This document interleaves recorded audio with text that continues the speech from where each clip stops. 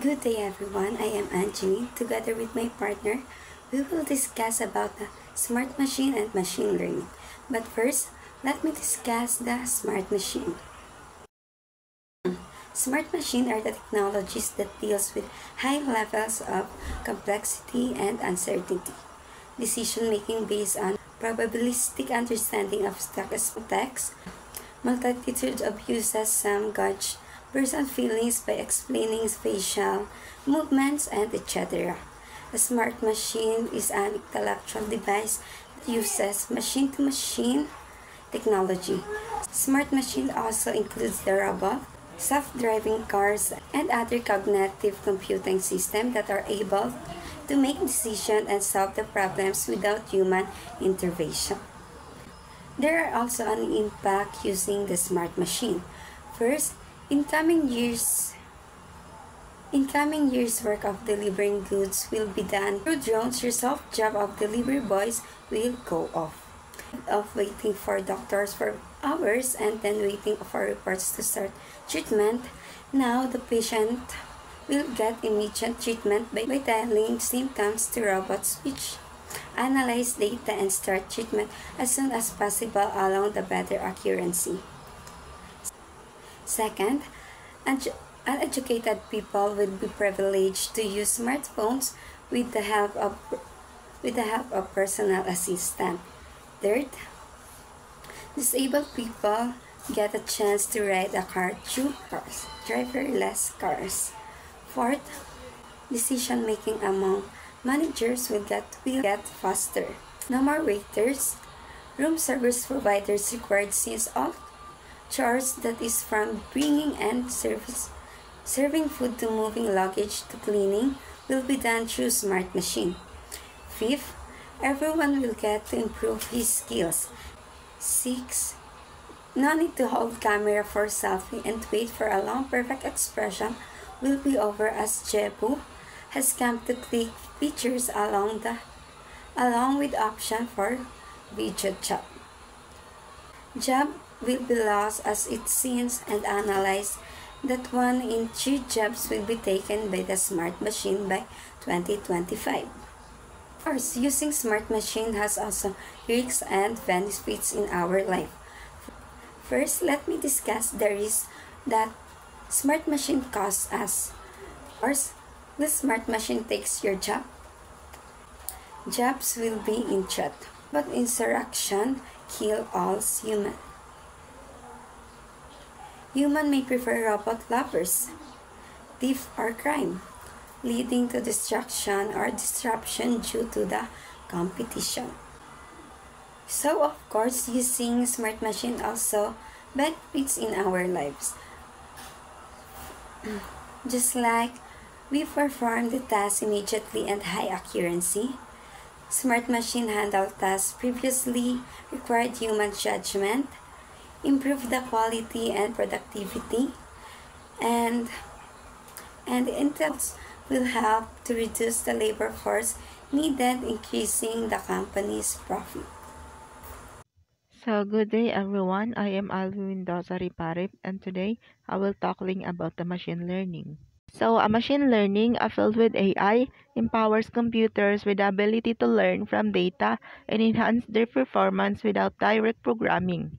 Unlike traditional methods that rely on predefined instructions, machine learning algorithms uncover patterns, make judgments, and forecast future events based on the data they've been trained on. So, what is machine learning? Machine learning is an application of artificial intelligence that involves algorithm and data that automatically analyze and make decisions by itself without human intervention. It describes how computers perform tasks on their own by previous experiences. This not depends on any implicit programming, but the data feed into it. It is complicated process. Therefore, we can say in machine language, artificial intelligence is generated on the basis of experiences. So this is the history of machine learning. Machine learning was introduced in 1959 by Arthur Samuel, an American pioneer in computers, gaming, and artificial intelligence. Early research in the 1960s focused on patterns classification, exemplified by Nelson's book Learning Machine.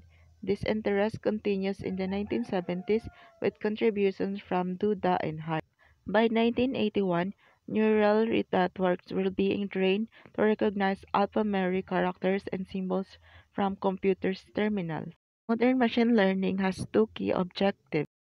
First is clarifying data using trained models and predicting future outcomes. For example, supervised learning can classify continuous moles using computer visions, while stock trading algorithms predict market trends. So this is the real-time example of machine learning. So in this slide, showing how machine learning works through gathering data, choosing a model, training, evaluation, hyperparameter turning, and prediction. So this is the machine learning uses. Best programming language for machine learnings. Artificial intelligence versus machine learning. The pros and cons of machine learning. The advantages and disadvantage. So this is the three types of machine learning.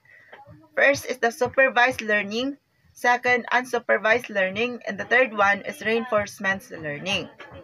Sa supervised learning, ang model ay natututo gamit ang data na may teachers o taga-pagturo. Ang data ay may tamang sagot at ginagabayan nito ang model para matuto gumawa ng tamang decisions kapag may bagong data.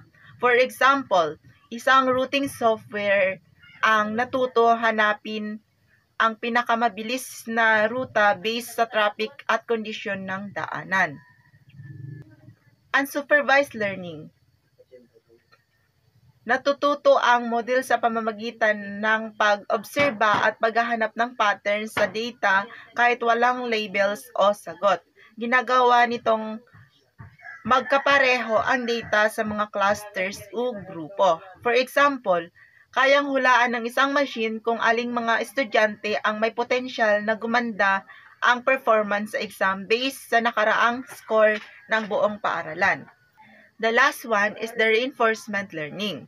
Ang model ay natututo sa pamamagitan ng pagsubok sa iba't ibang aksyon sa environment. Ginagantimpalaan ang tamang sagot at pinaparusahan ang mali. Kaya natututo ito mula sa karanasan.